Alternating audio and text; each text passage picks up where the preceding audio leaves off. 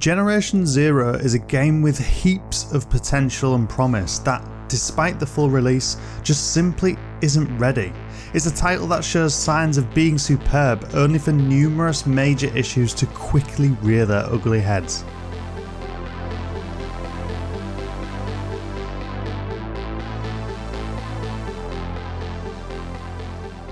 Set in the late 80s Sweden, you're placed in the shoes of a character who returns from a holiday trip only to have their boat attacked and discover that their country has been completely abandoned and invaded by aggressive roaming robots. The character creator lets you choose from a range of 80s stereotypes such as hip-hopper, greaser, rebel, popular, metalhead and more, and whilst the range of options are fairly basic, it suits the tone fairly well. Heading up from the shoreline in the pitch black towards a well-lit but abandoned home, the game sets the tone so damn well right from the get-go. There's a mysterious note on the kitchen table, blood on the floor, discarded vehicles and an eerily empty police car out the back with the lights still visible. What the hell's going on here? It all feels super promising. Generation Zero actually does a fantastic job of building a perfect atmosphere from the very beginning. From the great era appropriate soundtrack to some really nice lighting effects. Once you grab your first gun, it's clear that the weapons feel satisfyingly chunky to shoot too. Exposing and taking advantage of a machine's weak spot feels gratifying thanks to some nice explosion effects. However, there's some oddly jarring FOV switching going on when you're aiming down a weapon's sights. The machines roam the vast landscape of Sweden now, and it's our job to figure out what's gone on, whilst dispatching, or avoiding for that matter, any patrols along the way. There's dog-like runners and head crab style ticks, alerting seeker drones, hunter walkers and even some pretty large enemies to encounter. Although there's only a handful of machines, the game does at least try to spice things up a little by throwing in variations to the mix, such as with different weapons or protection. Looting is the name of the game here, similar to a battle royale. Explore every house, car, boot, nook and cranny to collect new weapons, attachments, ammunition and tools to help in the dispatching of foes. There's gas canisters, fireworks, boom boxes, explosives, healing items and more. Loot is everywhere. Frustratingly, the game's UI, particularly on console, is atrociously bad across the board. A virtual cursor is just never a good sign. This feels like a barely finished PC UI that was only just about adapted for a gamepad. You've got 4 quick slots and each can be assigned to a different button on the D-pad, but doing so is a super fiddly task in itself. The game continues to go on whilst you're in the menu though, so preparing is absolutely essential. You don't want to be battling with this UI in the heat of the moment, trust me. There's plenty of cosmetics to collect as you scour the environment too, including makeup, hats, jackets, shoes, t-shirts, gas masks, helmets, glasses and a whole lot more. Occasionally these items have stat bonuses on them, such as improved jumping or quieter footsteps or reduced visibility. But the only way you get to see these is when you select the gear item itself. There's no overall view of your stats, no real straightforward indication of what difference these things are actually making, no comparison, it just feels tacked on. In fact, let's just get into it. The UI itself and looting in general are the cause of endless frustration with Generation Zero. Considering it's so core to the overall experience, the issues here just downright suck. I've had attachments and weapons vanish from my inventory when looting them, medkits which don't auto stack, ammunition which has to be removed from a gun, stacked manually and then placed back into the gun. Find a weapon when you've got no inventory space, you can't just swap the gun, no, that'd be too easy, way too easy. Instead, you've got to free up the space in your inventory before collecting the gun, manually removing and storing, of course, all the attachments on it, then swapping the weapon out before adding the attachments back on. I even had one incident where, due to a lack of inventory space, I dropped my current weapon on the floor so that I could swap it out with a higher tier version of the same gun. Upon opening that box and clicking the loot button, the game froze and crashed completely. I fired it back up only to find, yep, you've guessed it, I'd lost the gun and I hadn't collected the new weapon either. Not only that, but I'd spawned at the last safe house which I discovered well over 30 minutes ago. Let's just say I closed the game at that point. Inventory management is a common laborious chore in Generation Zero, not only because it happens so frigging often, but because it's so damn poorly executed. It's just not fun in the slightest. I pretty much mainlined the skill to improve my storage space straight away, but even that was barely enough to prevent regular inventory management due to a myriad of ammunition variations and unstackable items that you collect. Speaking of skills, the game features a skill system covering a range of different passive perks gained through your actions in the world.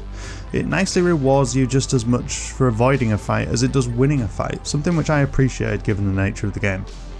Unfortunately, this skill system is just so basic, combined with a fairly slow leveling speed, that it just feels completely unrewarding. The skills themselves just appear as a generic tree of the same coloured icons. It feels like a system which was only recently implemented into the game's build and is still in very early iteration. In fact, much of Generation Zero feels this way. The game's missions consist of reading various notes, listening to audio logs, which by the way are all captioned in Swedish, which is a nice authentic touch, and occasionally interacting with something before heading off to another spot and doing the same thing. It's that Fallout 76 effect. You know nobody's out there, so everywhere you go is just going to consist of a dead body at most and another note or audio log. It's completely uninspiring, and it completely stifles the game's interesting premise and mystery of discovering what happened here. To make matters worse, the game's mission markers are just woefully inconsistent. Sometimes it occasionally marks an area on your map to visit, but usually it just simply doesn't. It's rubbish. But you can take on missions in almost any order, so there's that. An area of the game which is far more impressive from a technical perspective is the game's world. The Swedish landscapes look fantastic here. The game has a full dynamic day-night cycle alongside dynamic weather, which can really help to change things up. Exploring in the night feels tense and foreboding, whilst in the day enemies are much more visible. The game's lighting, from street lamps to vehicle headlights and sun shafts, all look great. Hearing the wind blow in a particular direction in my ears, only to see that the leaves were falling off the tree accurately in the same direction, was a moment which really stood out to me. I actually think Generation Zero looks great in my opinion. Sure, it'd be nice to disable that gross motion blur on consoles, personal preference of mine, but Avalanche did nail the turn and atmosphere here. Disappointingly, the game's buildings haven't had that same love. This feels like a PUBG style copy-pasta affair. Once you've explored the first few hours, you've pretty much seen every building in the game, delving into tunnels tens of hours into Generation Zero to uncover the exact identical rooms that I'd seen in Hour 2 is just weak. You'll come across houses and buildings with identical layouts way too often. The game's world is absolutely ginormous too, almost bafflingly so. Although the layouts of some towns do feel fairly interesting when you're approaching them for the first time, they always just end up featuring a bunch of the same buildings that you've already seen. It's a pretty barren affair too. Whilst the scale is impressive, there's no wildlife or exciting weird and wonderful discoveries here, just occasional groups of enemies roaming around. Honestly, it does feel a lot like a Battle Royale map, and with all the looting too. Were Avalanche Studios just building a Battle Royale game before they pivoted to this? Anyway, I digress. What makes this whole thing ever so frustrating is that when Generation Zero works, it's bloody great. The entire game can be played in co-op with up to 3 others. Successfully luring a whole flock of machines with a boombox to a perfectly placed gas canister whilst another player takes the shot is super gratifying. In fact, once I started to discover more powerful and varied weapons, I went from slogging through the experience to having plenty of standout moments. There's just too many quality of life changes needed though that are impossible to ignore.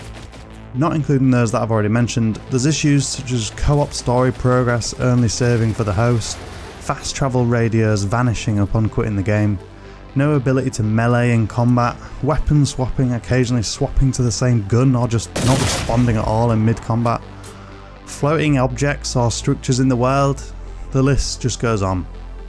Generation Zero could be amazing. It could be an exhilarating, quintessential co-op recommendation. Right now though, it just feels downright unfinished, and that really does suck. The core of what's here is actually great fun, offering plenty of hilarious and intense moments, but the trappings surrounding this are either grossly uncompelling, broken, or just downright unfinished.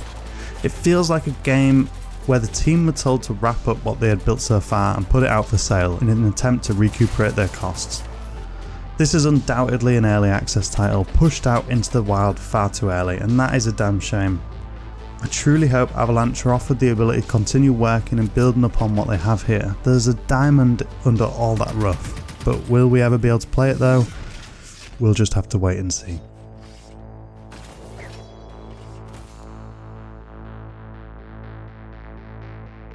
Be sure to like, share and subscribe for more content like this.